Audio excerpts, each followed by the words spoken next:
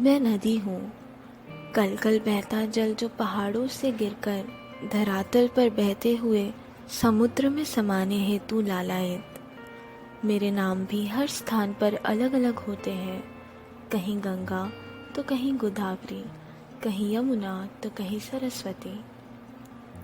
सारी सृष्टि मेरे कोख में ही पनपती है, इसीलिए मानव ने मुझे माँ कहा है। माँ जो सदैव अपने बच्चों के लिए करुण भाव रखकर अपना ममत्व लुटाती है और सदैव उसके कल्याण के लिए निस्वार्थ भाव से बहती रहती है।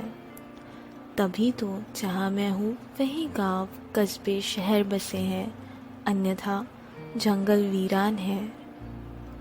मेरा जीवन सदैव सभी की प्यास बुझाने लगा रहता है। मनुष्य के कंठ की प्यास, दिन भर की दिनचर्या में हर पल उनका साथ निभाना, किसानों को लहलहाते खेत देना। इंसान या जानवर में भी भेद नहीं करती, सभी मेरे अपने हैं। मैं गरीब अमीर का भी भेद नहीं रखती, सभी की आवश्यकता समान रूप से पूरी करती हूँ। चाहे कुम्हार के मटके बनाना हो या बड़ी बड़ी फैक्ट्री के काम, मैं सदैव सभी पर समान रूप से प्रसन्न रहती हूँ। पर मेरी कोख में पलने वाला यह इंसान मेरी ही कोख को उजाड़ने में लगा है। जैसे खुद के माँ बाप के लिए वृद्धाश्रम बनाया, वैसे ही मेरी छाती पर भी बड़े बड़े बांध बांध कर मुझे एक जगह वृद्धाश्रम जैसे ही रोक दिया। छोटे छोटे बांध बांधने से मुझे कोई तकलीफ नहीं होती, क्योंकि मुझे भी अपने किसान भाई जन समुदाय को पीने का पानी देना रहता है। पर इस खुदगर्ज इंसान ने जब ज़रूरत पड़ी हस्ताक्षर ले लिए और फिर पलट कर भी नहीं देखा। मनुष्य के इस कार्य ने उसके भविष्य को अंधकार में धकेल दिया है। अंधकार क्योंकि मनुष्य जैसे फैक्ट्रीज की गंदगी यानी हानिकारक रसायन सहित पानी का बहाव मेरे भीतर उड़ेल कर मुझे ही बदनाम कर दिया, यह बताकर इस नदी का पानी जहरीला है, यह पीने लायक नहीं है। इतना ही नहीं, सारे घरों के ड्रेनेज की गंदगी का बहाव मेरे भीतर उड़ेल देता है और कहता फिरता है, कितनी दुर्गंध है इस नदी के जल में। साबुन का इस्तेमाल कर कपड़े बर्तन धोना नहाना जैसे अधिकार ही है उसका। बासी फूल पत्ते प्लास्टिक के कैरी बैग में भरकर मेरी कोख में फेंककर मुझे बंजर बना रहा है और कहता है, कितना कचरा है इस नदी में। जब यह बोल मेरे कानों में पड़ते हैं तो मेरे हृदय में टीस उठ जाती है।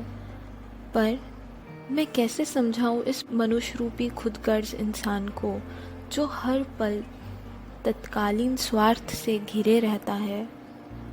ऐसा चलता रहा तो वो दिन दूर नहीं जब मेरे जल की जगह मनुष्य को सिर्फ उसके कर्मों का फल मिलेगा। पर क्या करूं, माँ हूं ना। इतना सब सहकर भी ममत्व के भाव से इस मानव के लिए पिघल ही जाती हूँ। हे पुत्र, आज भी समय है, जाग और कुछ अच्छे कर्मों के छाप से भविष्य को निखार, आने वाली पीढ़ियों के भविष्य को सुरक्षित कर। इसके लिए भी मैं ही तुझे उपाय बता रही हूँ। करना तुझे केवल इतना सा है, तेरे घर में जो फूल पत्ते सब्जी फल के छिलके हैं उन्हें जमा कर, उसमें फिर मेरा ही जल मिला, थोड़ा सा गुड़ और छाछ मिला। 40 दिन इसे एयरटाइट बॉटल या बरनी या कैन में रख। 10 दिन हर रोज 10 सेकंड के लिए ढक्कन खोल ताकि गैस बाहर आ जाए और 40 दिन बाद इस तैयार बायो एंजाइम को लाकर मुझे ही समर्पित कर दें। जैसे ही ये बायो एंजाइम मुझ में मिलेगा, मेरे भीतर समाये माइक्रो ऑर्गेनिजम्स एक नई ऊर्जा के साथ तीव्र गति से मुझे स्वच्छ कर देंगे।